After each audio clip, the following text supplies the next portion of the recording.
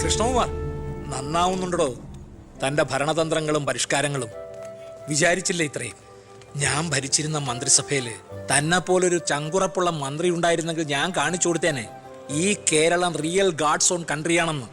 പക്ഷെ ഇവിടെ devils on people ആണ് സാർ കൂടുതൽ. ഒക്കെ ശരിയാവും, ശരിയാക്കണം.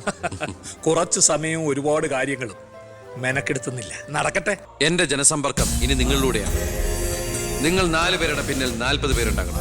അവരുടെ പിന്നിൽ 4000, അവർക്ക് പിന്നിൽ 40,000. വിദ്യാർത്ഥികളെ സംഘടിപ്പിച്ച് നാടിന്റെ മുക്കിലും മൂലയിലും നമ്മൾ ഓരോ യൂണിറ്റ് ഉണ്ടാക്കുന്നു. ഈ ചങ്ങലക്കണ്ണിയിലൂടെ ഓരോ പ്രദേശത്തെയും പ്രശ്നങ്ങൾ നമ്മൾ ഭരിക്കുന്നവരുടെ മുമ്പിലെത്തിക്കണം. അവയ്ക്ക് തീർപ്പുണ്ടാക്കണം. ലോകത്തെ പടം മാറ്റിമറിക്കാന്നുള്ള തെറ്റിദ്ധാരണയോടൊന്നുമല്ല, ജനങ്ങളിലുള്ള എന്റെ നേരിയ പ്രതീക്ഷ കൊണ്ട്. എന്താ, നമുക്കൊന്ന് ശ്രമിച്ചൂടെ? എല്ലാ സർക്കാർ ജോലിക്കാരെ പോലെ മന്ത്രിമാർക്കും MLA-മാർക്കും വേണം സാർ റിട്ടയർമെന്റ്.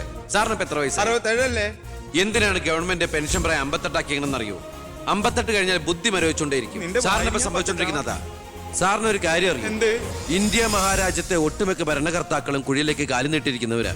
അല്ലെ സാറേ, നമുക്ക് ആ ഗുണ്ടാക്ട് ചെയ്ത പോലെ ഇതൊന്ന് ശരിയാക്കി പെട്ടെന്നൊക്കെ സീമാവെന്ന് പറഞ്ഞാ പിന്നെ സാറിന്റെ ഇഷ്ടം അതാണെങ്കിൽ അങ്ങനെ. നീ ഇതല്ല ഇതിന്റെ അപ്പുറം ചെയ്യും. എനിക്കിവിടെ ഇരിക്കപ്പുറത്തില്ല. എല്ലാവരും നിന്റെ പോലീസിനെ കൊണ്ട് തോറ്റൂന്ന്. വില്ലന്മാരൊക്കെ വല്ലപ്പോഴും തോക്കട്ടെ സാറേ.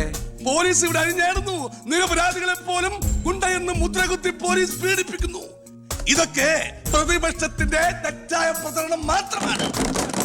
സത്യത്തിൽ ഇന്നാട്ടിലെ ജനങ്ങൾക്ക് ഇന്ന് പേടി കൂടാതെ ജീവിക്കാനുള്ള സാഹചര്യമുണ്ട്.